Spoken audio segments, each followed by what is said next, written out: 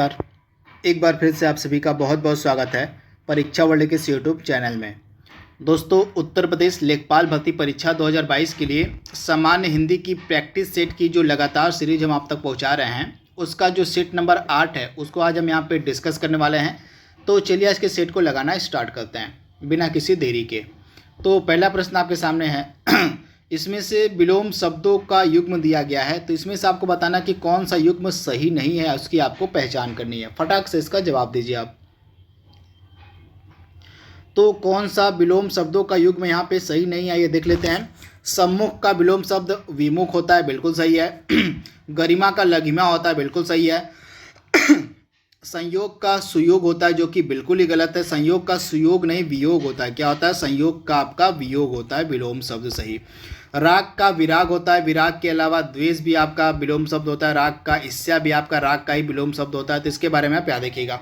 तो इस प्रकार से ऑप्शन सी जो था आपका सही नहीं था। संयोग का सुयोग की जगह आपका होना चाहिए था वियोग, राइट आंसर। तो ऑप्शन सी आपका सुमिलित नहीं था। निराकार शब्द का विलोम शब्द यहाँ पे पूछा गया है, क्या होगा? तो निराकार का विलोम शब्द आपका क्या हो जाएगा? आकार या साकार, ये दोनों ही आपके विलोम शब्द होते हैं। किसके? निराकार के। साकार कह लीजिए या तो आकार कह लीजिए, दोनों ही आपके निराकार के विलोम शब्द होते हैं। तो राइट आंसर आपका क्या हो जाएगा? और यहाँ पे साकार आकार दोनों हो जाएगा, तो राइट आंसर आपका दोनों हो जाएगा। तो आप इसे याद कर लीजिएगा, साकार या आकार दोनों आपके विलोम शब्द होते हैं निराकार के। तो इसके बारे में आप याद रखिएगा, इंपॉर्टेंट है। अगला प्रश्न आपके सामने है, यहाँ पे दिया गया और उन्मुख का यहाँ पे आपसे विलोम शब्द पूछा गया है, क्या होगा उन्मुख का? तो उन्मुख का विलोम शब्द आपका क्या होता है? विमुख होता है, यानी कि ऑप्शन आपका बी यहाँ पे बिल्कुल सही हो जाएगा। उन्मुख का विलोम शब्द आपका क्या हो जाएगा? विमुख हो जाएगा। यहाँ पे जरा का विलोम शब्द पूछा गया है, जरा का क्या हो जाएगा? तो जरा का मतलब यहाँ पे वृद्ध से है, वृद्ध। तो इस प्रकार से आप आसानी से इस प्रश्न को सॉल्व कर सकते हैं। तो वृद्ध का यहाँ पे यौवन हो जाएगा, जवान हो जाएगा, यानी कि ऑप्शन आपका बी यहाँ पे बिल्कुल सही हो जाएगा। जरा का विलोम शब्द आपका क्या हो जाएगा? यौवन, यानी कि ऑप्शन आपका बी यहाँ पे बिल्कुल सही है। अगला प्रश्न आपके सामने, इसमें से कौन सा रात्रि का पर्यायवाची नहीं है? आपको रात्रि का पर्यायवाची की पहचान करनी है। इसमें से कौन रात्रि का पर्यायवाची नहीं है? इंपॉर्टेंट प्रश्न, डायरेक्टली आपसे एग्जाम में प्रश्न पूछा जा सकता है। तो इसमें से यामिनी रात्रि का पर्यायवाची है, यामिनी तो है रात्रि का पर्यायवाची। रजनी भी रात्रि का पर्यायवाची है। सजनी आपका रात्रि का पर्यायवाची नहीं है, और निशा आपका रात्रि का पर्यायवाची। तो यामिनी, रजनी और निशा ये सभी आपके रात्रि के पर्यायवाची हैं। इसके अलावा रैन भी आपका रात्रि का पर्यायवाची है। रैन के अलावा आपका हो जाएगा सरवरी, सरवरी भी आपका रात्रि का ही पर्यायवाची है। इसके अलावा आपका त्रियामा हो जाएगा, त्रियामा, त्रियामा भी आपका रात्रि का पर्यायवाची है। इसके अलावा विभावरी, विभावरी यह भी आपका रात्रि का पर्यायवाची है। और इसके अलावा क्षणदा, क्षणदा ये भी आपका रात्रि का पर्यायवाची। तो ये सभी रात्रि के पर्यायवाची, इनको आप नोट डाउन कर लीजिएगा। यामिनी, रजनी, निशा, क्षणदा, इसके अलावा रैन, सरवरी, त्रियामा, विभावरी ये सभी आपके रात्रि के ही पर्यायवाची। इसके अलावा रात भी आपका रात्रि का ही पर्यायवाची है। अगला प्रश्न आपके सामने है, इसमें से फूल का पर्यायवाची कौन सा नहीं है? आपको उसकी पहचान करनी है। तो पुष्प, सुमन, कुसुम ये तीनों आपके जो हैं फूल के पर्यायवाची हैं, लेकिन आपका तनुजा जो है यह फूल का पर्यायवाची नहीं है। तो इसको आप याद कर लीजिएगा, तनुजा आपका फूल का पर्यायवाची नहीं है। इसके अलावा आपका सुमन हो गया, कुसुम हो गया, पुष्प हो गया। इसके अलावा प्रसून भी, प्रसून भी आपका पर्यायवाची है फूल का ही। तो इसके बारे में आप ध्यान से याद कर लीजिएगा।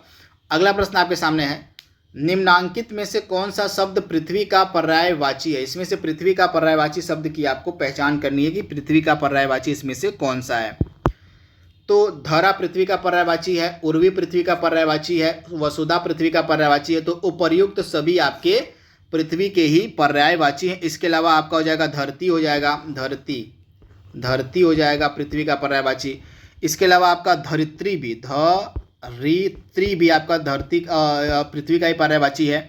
इसके अलावा आपका वसुधा हो जाएगा, वसुधा तो मैंने आपको बता दिया। वसुधा के अलावा वसुंधरा, वसुंधरा भी आपका पृथ्वी का ही पर्यायवाची। इसके अलावा आपका भूमि हो गया, ईला हो गया, भू हो गया, भू हो गया। इसके बाद ईला, ईला हो गया। और इसके अलावा आपका भूमि, ये सभी भी आपके पर्यायवाची हैं पृथ्वी के। तीन सब के बारे में आप याद रखिएगा। निम्नांकित में से कौन सा अग्नि का पर्यायवाची नहीं है? अग्नि का पर्यायवाची इसमें से कौन सा नहीं है, उसकी आपको पहचान करनी है। तो दहन आपका पर्यायवाची है किसका? तो अग्नि का है। पावक भी आपका अग्नि का पर्यायवाची है। अनल भी आपका अग्नि का पर्यायवाची, लेकिन आपका अनिल जो है अग्नि का पर्यायवाची नहीं है। तो इसको आप याद कर लीजिएगा, दहन, पावक, अनल। इसके अलावा आग अग्नि का पर्यायवाची है। इसके अलावा आपका हो जाएगा वायु सखा। वायु सखा, वायु सखा भी आपका अग्नि का ही पर्यायवाची है। इसके अलावा आपका हो जाएगा धूमकेतु। धूमकेतु भी आपका अग्नि का ही पर्यायवाची है।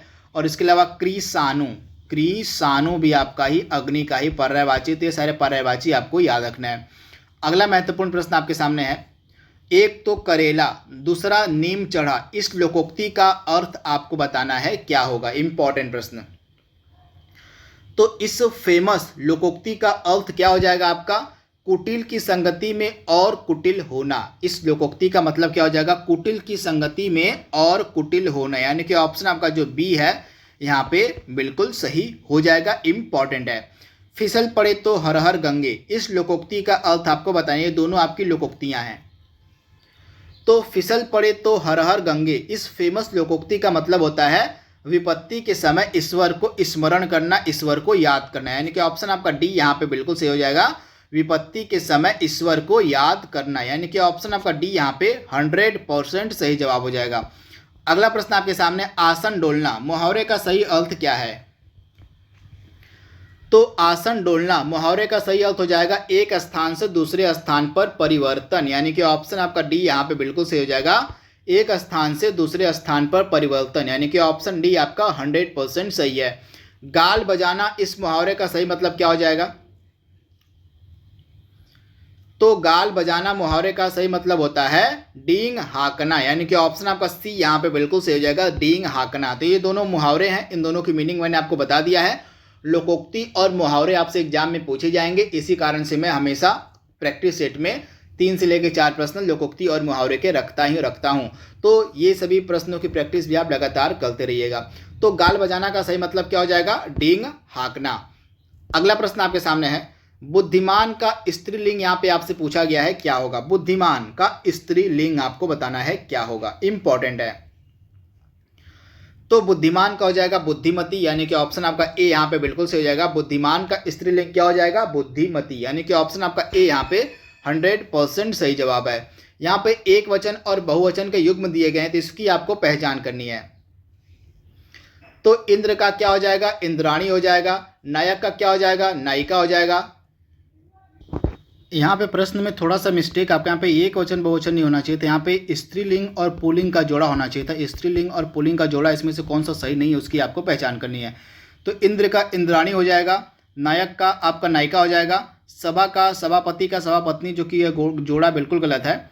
इसके अलावा अध्यापक का अध्यापिका जोड़ा बिल्कुल सही, यानी कि सी वाला जो जोड़ा आपका था स्त्री पुल्लिंग का वह सही दिया गया था। बाकी आपके मतलब सी वाला आपका गलत दिया गया था, बाकी तीनों आपके सही दिए। इंद्र का इंद्राणी होगा, नायक का नायिका होगा, अध्यापक का अध्यापिका होगा, लेकिन सभापति का सभापत्नी नहीं होगा। तो ऑप्शन सी वाला यहाँ पे सुमेलित नहीं था, तो आप इसे नोट डाउन कर लीजिएगा। अगला प्रश्न आपके सामने है, सही वर्तनी का आपको चयन करना, इसमें से शुद्ध वर्तनी कौन सी है?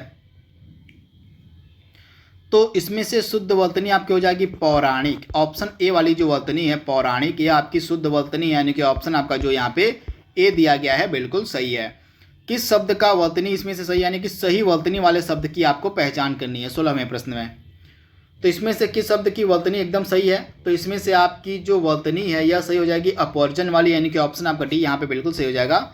अपवर्जन यह वर्तनी के हिसाब से बिल्कुल शुद्ध लिखा गया है, तो ऑप्शन आपका जो डी है यहाँ पे बिल्कुल सही है। दो भौहों के मध्यवर्ती स्थान को क्या कहा जाता है, आपसे पूछा जा रहा है। ये वाक्यांशों के लिए एक शब्द का प्रश्न आपका है। तो दो भौहों का मध्यवर्ती स्थान कहलाता है त्रिकुटी। क्या कहलाता है? त्रिकुटी, यानी कि ऑप्शन आपका जो यहाँ पे दिया गया है सी वाला बिल्कुल सही हो जाएगा, त्रिकुटी। दूसरों में दोष देखने वाला क्या कहलाता है? इंपॉर्टेंट है। तो दूसरों में दोष देखने वाला कहलाता है आपका छिंद्रान्वेषी। इस प्रकार से लिखाएगा आपका छिंद्रान्वेषी। छिंद्रान्वेषी, दूसरों में दोष देखने वालों को हम बोलते हैं छिंद्रान्वेषी, यानी कि ऑप्शन आपका सी यहाँ पे बिल्कुल सही हो जाएगा। अगला इंपॉर्टेंट प्रश्न आपके सामने है, और चक्र धारण करने वाले के लिए एक शब्द क्या इस्तेमाल में लाया जाता है? तो चक्र धारण करने वाले के लिए जो एक शब्द है वह कौन सा इस्तेमाल में लाया जाएगा? तो उसको हम बोलते हैं चक्रधर। क्या बोलते हैं उसको हम? चक्रधर। यानी कि ऑप्शन आपका यहाँ पे जो बी है बिल्कुल सही हो जाएगा, चक्रधर। इसे आप नोट डाउन कर लीजिएगा, इंपॉर्टेंट प्रश्न, डायरेक्टली आपसे एग्जाम में यह प्रश्न पूछा जा सकता है। अब अगला प्रश्न आपके सामने यहाँ पे नारायण का आपसे संधि विच्छेद पूछा गया है, क्या होगा? तो नारायण का संधि विच्छेद क्या होता है? नारायण का आपका जो संधि विच्छेद है वो क्या हो जाएगा? तो राइट आंसर आपका क्या हो जाएगा? नार धन अयन। क्या हो जाएगा? नारायण का संधि विच्छेद नार धन अयन।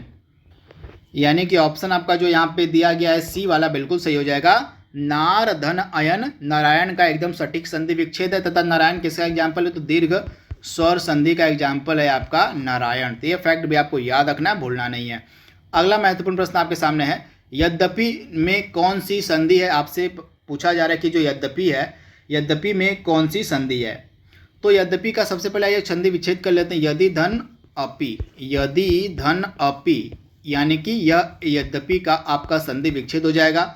और यह जो आपका यदि धन अपि है यह कौन सी संधि का एग्जाम्पल है? यद्यपि, तो यह आपका यड़ स्वर संधि का एग्जाम्पल है। यड़ स्वर संधि का एग्जाम्पल है आपका यद्यपि। तो इसके बारे में आपको याद रखना है, भूलना नहीं है, इंपॉर्टेंट है, आपसे प्रश्न एग्जाम में पूछा जा सकता है। तथा यड़ स्वर संधि को पहचानने की मैं एक छोटी सी ट्रिक आपको बता देता हूं, जिससे आप आसानी से यड़ स्वर संधि को पहचान सकेंगे। तो जहां पर भी आपको य, र और व, ये आपके सामने तीन दिखें, य, र और व, तो इनसे पहले आधा शब्द आता है। यानी कि य से पहले आधा शब्द आए, आर से पहले आधा शब्द आए और व से पहले अगर आधा शब्द आए तो अधिकतर बार क्या होता है? वहाँ पर यद्यपि संधि होती थी। छोटी सी ट्रिक है, इस ट्रिक के माध्यम से आप यद्यपि संधि को पहचान सकते हैं। जैसे आपका यड़ संधि को पहचान सकते हैं। जैसे एग्जाम्पल मैंने यहाँ पर दिया आपको, यद्यपि य से पहले आपका आधा आया है, शब्द आया है। इसके अलावा आपका अत्यावश्यक, अत्यावश्यक में भी आप देख रहे हैं अत्यावश्यक,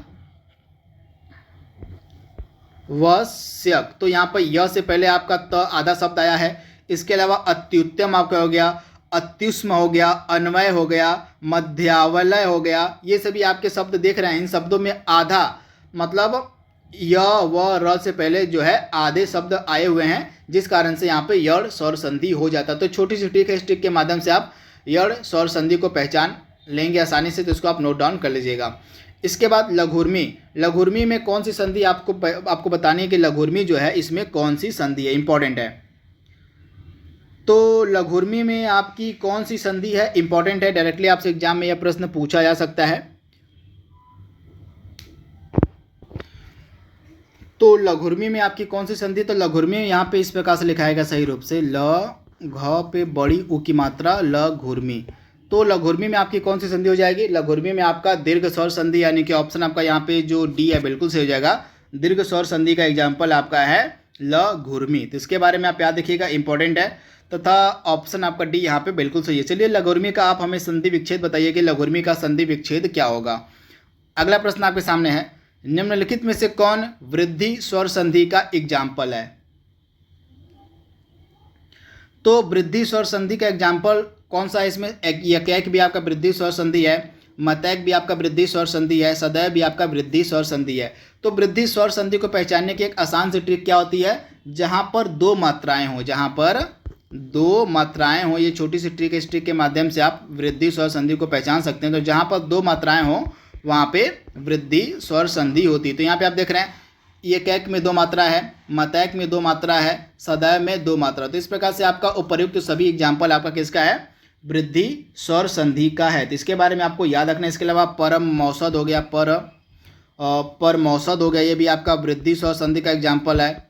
इसके अलावा आपका हो गया सदैव तो हो ही गया ना, हाँ। तो इसके बाद नैवैश्वर्य, नवैश्वर्य, तो ये भी आपका किसका एग्जाम्पल है? तो ये भी आपका एग्जाम्पल है वृद्धि स्वर संधि। इसके अलावा महोजस्वी, महोजस्वी इस प्रकार से लिखाता है आपका महोजस्वी, तो ये भी आपका किसका एग्जाम्पल है? ये भी आपका वृद्धि स्वर संधि का ही एग्जाम्पल है। जहाँ पर दो मात्राएं आपको दिख जाए वहाँ पर वृद्धि स्वर संधि होता है। तो इसको आप याद कर लीजिएगा, इंपॉर्टेंट ट्रिक है, ये आपसे आपको एग्जाम में काफ़ी ज़्यादा फायदा पहुँचाएगी। तो ऑप्शन आपका यहाँ पे डी बिल्कुल सही है, उपर्युक्त सभी।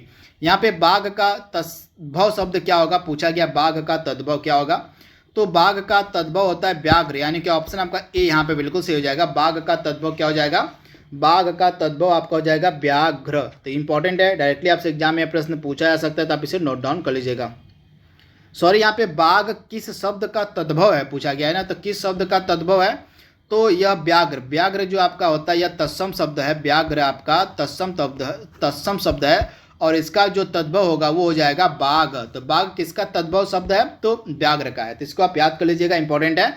बाघ आपका तद्भव है और व्याघ्र आपका तत्सम है, इंपॉर्टेंट है, डायरेक्टली आपसे एग्जाम में यह तत्सम तद्भव पूछा जा सकता है। अगला प्रश्न आपके सामने है, नेवला का तत्सम क्या होगा। तो नेवला का तत्सम शब्द क्या होगा, नकुल होगा, इंपॉर्टेंट है। नेवला का तत्सम शब्द आपका क्या हो जाएगा, नकुल, यानी कि ऑप्शन आपका जो बी यहाँ पे दिया गया है बिल्कुल सही हो जाएगा। नेवला का तत्सम शब्द क्या हो जाएगा, नकुल, यानी कि ऑप्शन आपका जो बी है यहाँ पे 100% सही जवाब हो जाएगा। तो दोस्तों इस प्रकार से जो सामान्य हिंदी का प्रैक्टिस सेट नंबर आपका 8 था उसको हमने यहाँ पे कंप्लीट कर लिया है। आई होप यह सीरीज आपको पसंद आएगी। तो आज के लिए बस इतना ही। Thank you, thanks for watching, thank you.